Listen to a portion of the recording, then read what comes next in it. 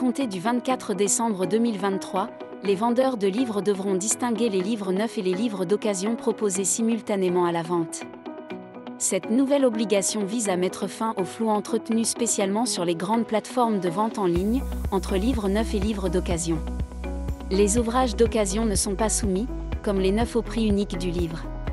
Ces plateformes font ainsi croire aux clients qu'elles proposent des tarifs moindres que leurs concurrents sur des livres en parfait état, mais qui sont en réalité d'occasion. À l'avenir, cela ne sera plus possible puisque la qualité d'occasion d'un livre sera clairement affichée. La mesure s'appliquera lorsque des livres d'occasion seront présentés à la vente avec des livres neufs, dans un commerce physique, une librairie par exemple, mais aussi dans les foires, salons et marchés. Elle concernera également la vente à distance, notamment sur un site internet ou une place de marché.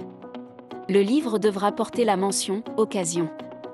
Concernant la vente en ligne, la précision « Occasion » devra apparaître lors de toute mention du produit assorti de la communication de son prix de vente, y compris dans les résultats de recherche, quel que soit le terminal.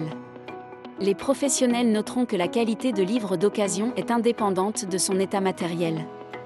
Ce qui compte, c'est qu'il ait déjà été acheté ou reçu gratuitement par une personne pour ses besoins propres, excluant la revente.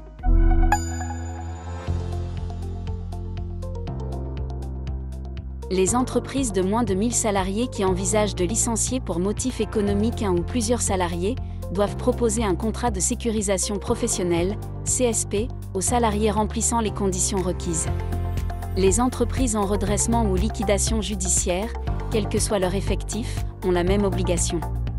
Une convention interprofessionnelle du 26 janvier 2015 et une du 17 juillet 2018 spécifique à Mayotte déterminent les modalités d'application de ce dispositif.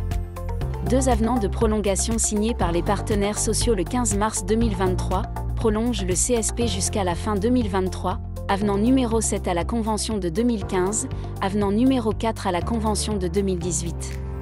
Agréés par un arrêté ministériel du 9 juin 2023, ces avenants sont entrés en vigueur. Le dispositif du contrat de sécurisation professionnelle est donc prolongé jusqu'au 31 décembre 2023.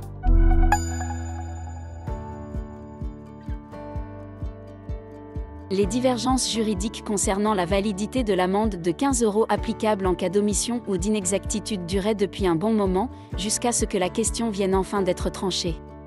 Le Conseil constitutionnel a récemment conclu que cette amende ne méconnaît pas le principe de proportionnalité. Elle vise à sanctionner les manquements aux règles de facturation, poursuit l'objectif constitutionnel de lutte contre la fraude. Elle est par ailleurs plafonnée à 25% du montant de la facture et n'est manifestement pas disproportionnée par rapport à la gravité du manquement constaté.